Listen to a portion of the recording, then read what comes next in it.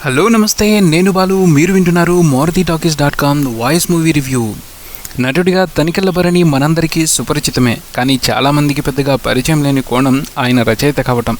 అప్పుడెప్పుడో వంశీ గారి సినిమాలకు మాటలు రాసిన ఆయన తర్వాత నటుడిగా బిజీ అయ్యాక తన రచనాతత్వాన్ని మంది కోసం కాకుండా మనశ్శాంతి కోసమే పరిమితం చేసుకుని స్నేహితుల వరకే వినిపిస్తూ వచ్చాడు. కుండలో ఉన్నంత వరకే గుట్టు, ఒకసారి కుండ నిండి అందులోని పదార్థం బయటకు ప్రవహించడం మొదలుపెట్టాక ఎంత దాచాలనుకున్నా ఆగకుండా నలుగురికి తెలిసిపోతుంది.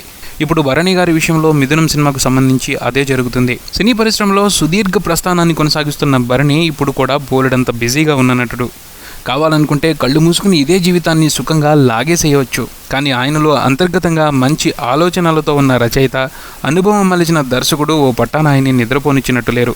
సందర్భాన్ని బట్టి సభల్లోనూ లఘు చిత్రాలతోనూ ఆ ప్రతిభలను సంతృప్తిపరుస్తూ వస్తున్న భరణి ఈసారి వీలు చూసుకుని తెలుగుదనానికి అభిషేకం చేస్తూ మిథునం అనే వినోదం నిండిన సాహసాత్మక ప్రయోగ చిత్రాన్ని రూపొందించి తెలుగు వాళ్ళు ముచ్చటపడేలా చేశారు. ఈ మిథునం కథ విషయానికి వస్తే, కాటికి కాళ్లు చాచుకుని కూర్చుని కూడా తన పనులు తాను చేసుకుంటూ తన బతుకు తాను బతకాలనుకునే ఓ పొడుచు ముసలాయన అప్పదాసు. ఈ ముసలాయనే సర్వస్వం అనుకుంటూ అమితమైన ప్రేమతో ఆయన్ని చిన్నపిల్లాడిలా సాకుతూ మురిసిపోతూ ఉంటుంది అప్పరాజు 60 ఏళ్ల పడుచు భార్య బుచ్చిలక్ష్మి. 5 పిల్లలుండి అందరూ బాగా స్థిరపడి ఉన్నప్పటికీ అటాచ్డ్ డిటాచ్మెంట్ అనే సిద్ధాంతాన్ని నమ్మి తనకంటూ ఒక చిన్న ప్రపంచాన్ని సృష్టించుకుని అందులో భార్యకు మాత్రమే స్థానం కల్పించి జీవితపు ఆఖరి మజిలీని ఎంతో హాయిగా గడిపేస్తూ ఉంటాడు అప్పరాజు.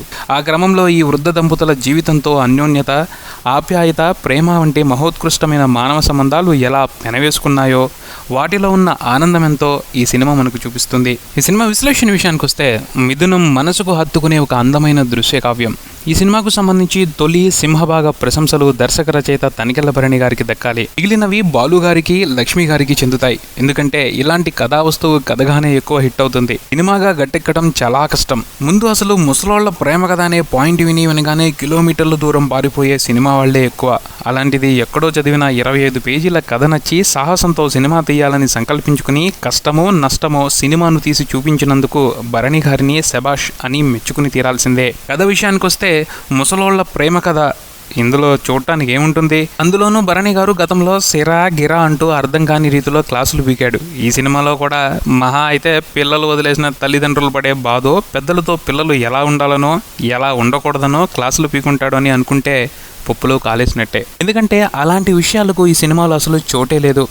నించోబెట్టి లెక్చర్లు చెప్పాలనే పద్ధతో కూర్చోబెట్టి మెసేజ్లు ఇవ్వాలనే వాతావరణమో మచ్చుకకు కూడా కనిపించవు. జీవిత గమనంలో చివరి దశకు చేరుకున్న ఓ ముసలి జంట వారి చివరి రోజులను ఆనందంగా హాయిగా ఎలా గడిపారు అన్న విషయానికి ఆరోగ్యకరమైన వినోదాన్ని జోడించి ఎంతో రమ్యంగా చూపించారు భరణి. తెర మీద కనిపించేవి 2 పాత్రలే అయినా మొదటి దగ్గర నుంచి చివరి వరకు కథనంలో ఎక్కడా బిగి సడలకుండా పక్కాగా సినిమాను రూపొందించారు. ముఖ్యంగా కథనానికి వన్నె తెచ్చింది కథానాయకుడు అప్పరాజు భోజన ప్రియుడు కావటంతో తెలుగు సాంప్రదాయ వంటకాలను కథలో ఓ ఉప ఇతివృత్తంగా తీసుకోవడం. దాంతో హీరో అప్పరాజు, హీరోయిన్ బుచ్చిలక్ష్మి గారు చేసే రకరకాల వంటలను ఆస్వాదిస్తూ అద్భుత అంటూ పండించే హాస్యం మన కడుపులను చెక్కలు చేస్తుంది. సినిమాలో అప్పరాజు గారికి అద్భుత అనేది ఊతపదం. సినిమా చూశాక మనకు కూడా ఆ అద్భుత ఊతపదమై కూర్చుంటుంది వద్దనుకున్నా. కమ్మటి తెలుగింటి భోజనం లాంటి ఈ సినిమాకు అసలైన రుచి భరణి గారు దట్టించిన రుచికరమైన సంభాషణలు. సంస్కృతం కూడా సరళంగా అర్థమై హాయిగా నవ్వుకునేలా ఆయన మాటలు పెనవేశారు ఈ సినిమాకు. 2 మనుషులు, అందులోనూ ముసలోళ్ళు, వాళ్లతో వినోదాన్ని పండించాలంటే అది కేవలం మాటలకే సాధ్యం. ఆ బాధ్యతను ఎంతో సమర్థవంతంగా నిర్వర్తించారు తనికెళ్ల. మాటలతో పెట్టిన చెక్కిలిగింతలకు వెక్కిళ్ళొస్తాయంటే నమ్మండి. ఆయన మాటలతో మరిపించారు, కవ్వించారు, నవ్వించారు, చివరికి కన్నీళ్లు పెట్టించారు. 2 నటులతో ఒకే ఇంట్లో నడిచే ఈ ప్రయోగాత్మక చిత్రాన్ని చక్కగా తీర్చిదిద్ది దర్శకుడిగా కూడా తన ప్రతిభను నిరూపించుకున్నారు.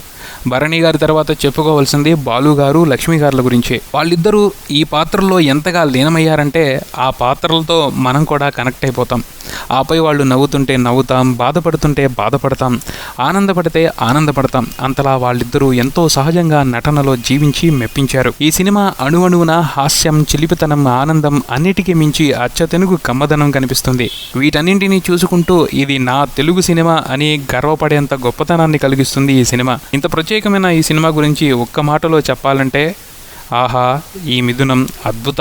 రెగ్యులర్ సినిమాల్లో ఈ సినిమాను రేటింగ్తో కట్టిపడేయలేం, ఎందుకంటే ఈ సినిమాలో ఉన్న భావాన్ని మనసులో నింపుకోగలమే కానీ రేటింగ్తో కొలవలేం. చివరిగా ఈ సినిమా గురించి ఒక సూచన. ఈ సినిమాను రెగ్యులర్ ఎంటర్టైనర్గా చూడాలనుకుంటే మాత్రం అందులోని వినోదాన్ని ఆస్వాదించలేరు. సినిమాల్లో చాలా రకాలు ఉంటాయి. Thriller, action, comedy, family entertaining, romantic comedy, ఇలా పలు రకాలు. అలానే ఈ సినిమా మంచి సినిమా అనే రకానికి చెందింది. ఈ సినిమాకు వెళ్లే ముందు ఇది ఇద్దరి ముసలోళ్ల ప్రేమ కథ అని క్లారిటీకి వచ్చి అది ఎలా ఉంటుందో చూడాలి అని అనుకుని వెళ్తే సినిమా మిమ్మల్ని ఊహించని రీతిలో ఆనందపరుస్తుంది. అలా కాకుండా అది లేదు ఇది లేదు ఏవో కావాలి అని వంకలు ఉంటే మాత్రం సినిమాకు వెళ్ళకపోవటమే ఉత్తమం.